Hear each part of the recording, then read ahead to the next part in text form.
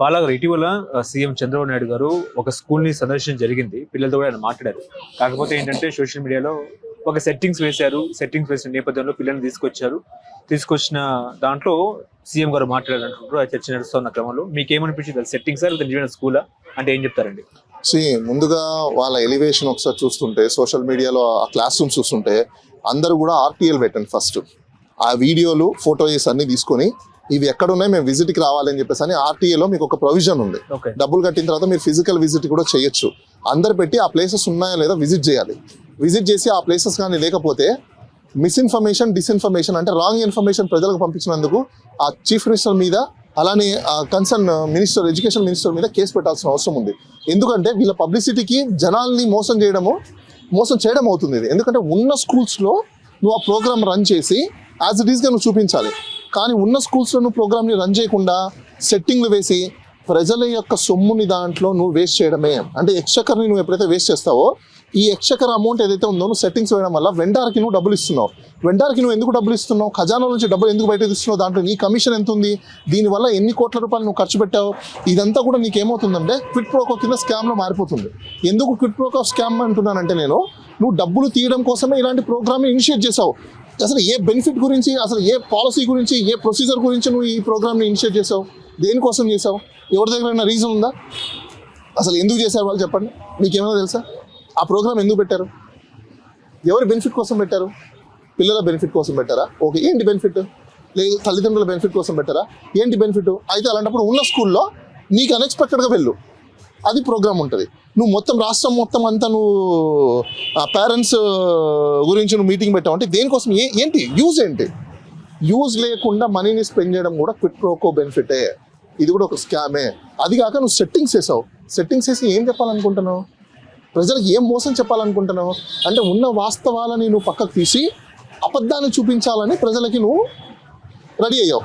అంటే ఒక రెస్పాన్సిబుల్ పొజిషన్లో ఉండి, కాన్స్టిట్యూషనల్ పొజిషన్లో ఉండి నువ్వు ప్రజల్ని మోసం చేస్తున్నావు అంటే అర్థం ఏంటి?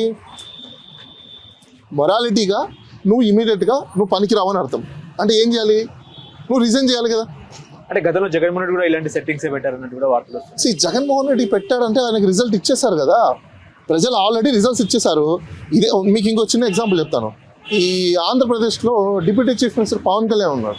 పవన్ కళ్యాణ్ ఏం మాట్లాడేటప్పుడు పరదాలు కట్టుకొని తిరుగుతున్నారు అన్నారు. ఈరోజు నువ్వేం చేసినావు? గ్రీన్ మ్యాట్స్ కట్టుకొని తిరుగుతున్నావు. నువ్వు ఎవరు తిరగమన్నాడు నిన్ను? నీకు అంత భయం ఉన్నప్పుడు ఎందుకు వచ్చావు రాజకీయాల్లోకి? దేనికోసం వచ్చావు నువ్వు? నాకు భయం లేదు, ఏం లేదు అన్నావు, కాలర్లు ఎగిరేసావు. ఈరోజు ఎక్కడి నుంచి వచ్చింది భయం? అంత భయం ఉన్నప్పుడు రిజైన్ చేసి వెళ్ళిపో.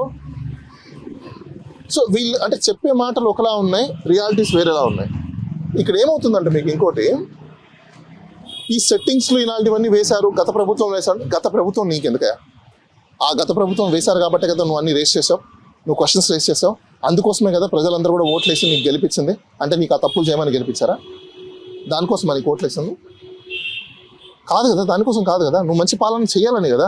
మళ్ళీ ఈరోజు వాళ్ళు చేశారు కదా అంటే నాచిన ఆయనతో అంగన్ బింగా అనడం ఉంది. అంటే ఇప్పుడు వాడు తప్పు చేశాడు, వాడు స్కామ్ చేశాడు, నువ్వు కూడా చేస్తావా? వాడు దొంగతనం చేస్తాడు, నువ్వు కూడా చేస్తావా? అంటే నువ్వు చేస్తున్నట్టు అర్థం. ఇప్పుడు వాళ్ళు చేశారు కదా అంటే గతంలో స్కాములు జరిగాయంటే ఇప్పుడు నువ్వు కూడా అదే స్కాములు చేస్తున్నావు. ప్రజలందరూ కూడా గమనించండి, వీళ్ళు కూడా స్కాములు చేస్తున్నారు. ఇండైరెక్ట్లీ వీళ్ళు చెప్పే అర్థం అది. ఇప్పుడు రీసెంట్ గా పవన్ కళ్యాణ్ గారు తెలంగాణ మీద కూడా కొన్ని వ్యాఖ్యలు చేశారు. ఇప్పుడు కోనసీమ కొబ్బరి చెట్లకు తెలంగాణ దృష్టి తగ్గిందని చెప్పేసి, మీకు కరెక్ట్ అనిపించింది ఆ వర్డ్?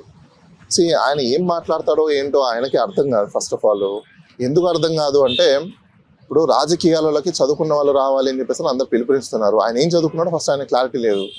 అలాంటి వ్యక్తి మాట్లాడే మాటల మీద ఖచ్చితంగా ఇరు రాష్ట్రాల్లో కూడా సంక్షోభం వచ్చే అవకాశాలు ఉన్నాయి. అసలు తెలంగాణ ప్రజలు నన్ను అయితే ఆయన తెలంగాణలోకి అడుగుపెట్టని కూడా చేయాలి. అప్పుడు కానీ ఆయనకు బుద్ధి రాదు. లేకపోతే ఇష్టం వచ్చినట్టు మాట్లాడేస్తాను, నేను డిప్యూటీ చీఫ్ మినిస్టర్, నాకు నచ్చింది నేను మాట్లాడేస్తానంటే అసలు దిష్టి తగలడం ఏంటి? నువ్వు ఏ లోకంలో ఉన్నావు నువ్వు? ఈరోజు దిష్టి తగిలితే చెట్లు పోతున్నాయా? నువ్వు కదా చెట్లు కొట్టేస్తున్నావు. ఆంధ్రప్రదేశ్ రాజధాని నడిబొడ్డు ఎక్కడైతే ఉందో గుంటూరు, విజయవాడ, అమరావతి ఏరియాలలో నువ్వు కదా అమరావతి హైకోర్టు నుంచి గుంటూరుకి వెళ్ళే రూట్లో అమరావతి రోడ్ అని ఉంటుంది. ఆ ఏరియాలో మొత్తం చెట్లు కొట్టేలా ఈ రోజుకి వెళ్ళి చూడండి అందరూ. చెట్లు మొత్తం నువ్వు కొట్టేసావు. దేన్ని కొట్టేసావు? డెవలప్మెంట్ కోసం. చెట్లు డెవలప్మెంట్ కోసం. అది డివెండర్ మధ్యలో ఉంటుంది. అక్కడ డెవలప్మెంట్ ఏం చేస్తారు? ఏంటి రోడ్డుకి మధ్యలో డివెండర్ దగ్గర చెట్లను కొట్టేస్తే అది డెవలప్మెంట్ అవుతుందా? ఏ ఊర్లో చదువుకొని వచ్చారు స్వామి మీరందరూ? ఇట్లాంటి వాళ్ళు చీఫ్ మినిస్టర్ అయిపోయారు ఏంది? అందుకే రాష్ట్రం ఎట్ట తగలనింది. ఇలాంటి వాళ్ళందరినీ తీసుకెళ్లి డిప్యూటీ చీఫ్ మినిస్టర్ తయారు చేస్తే ఇట్లా ఉంటుంది. రోడ్డు డివెండర్ మధ్యలో చెట్లను కొట్టేస్తే డెవలప్మెంట్ అవుతుందా? రాష్ట్ర ప్రజలు ఇప్పటికైనా మేల్కోండి. వచ్చే ఎన్నికల్లో అయినా కనీసము ఇలాంటి వ్యక్తులకు ఓట్లేయకండి. This is my appeal.